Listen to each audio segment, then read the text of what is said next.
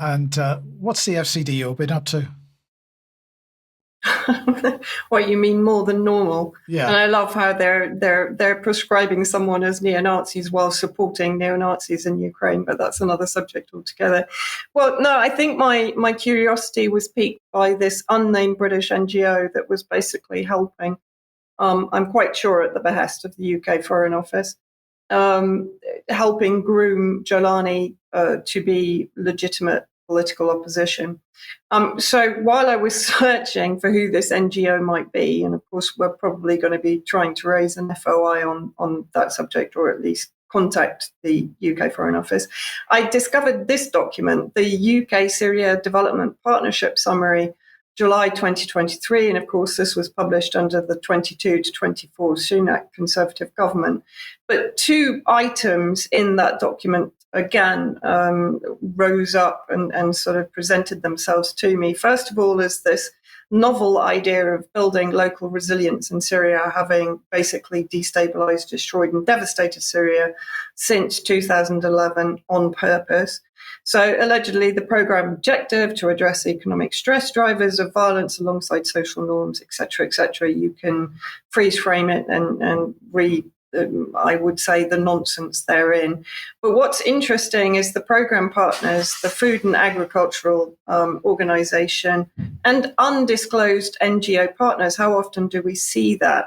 And also that program is running through to 2027, which is interesting because that means basically it's, of course, under the auspices of the Al-Qaeda government in place since December 2024.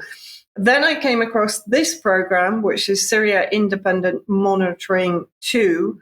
And people might remember that to some degree, the largest, arguably non-NGO, operating in Idlib in particular, alongside Al-Qaeda, is the CIA MI6 created white helmets started by a former British military intelligence officer in Turkey and Jordan in 2013, James Lemedra, who allegedly fell to his death from a roof in November, 2019. But can I just have that back on the screen for a second, please, Mike?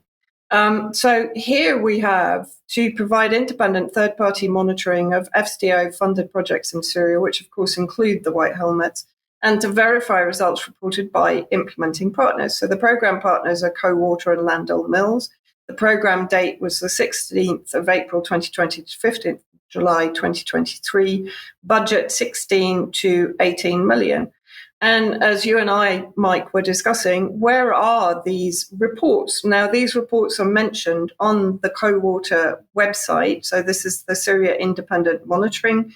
And according to their website, they should be producing reports on independent project monitoring, assessment of FCDO implementing partners, monitoring and evaluation systems, thematic studies, inclusion and accountability to affected populations reports, and lessons learned. Now, as far as I can see, I cannot find hide nor hair of this report in any of the UK Foreign Office documents. I've written to Cowater and Landell Mills to ask them where I might be able to find such reports that are funded by British taxpayer money. And presumably they would have investigated the White Helmet activities in Idlib in particular, because these organizations won't be operating anywhere else in Syria until after the coup of December 2024. So far, no reply. What a surprise. And of course, the Foreign Office doesn't like to give replies to anything, but we'll keep you posted on that, keep everybody posted on that. Sandy, let me welcome you back.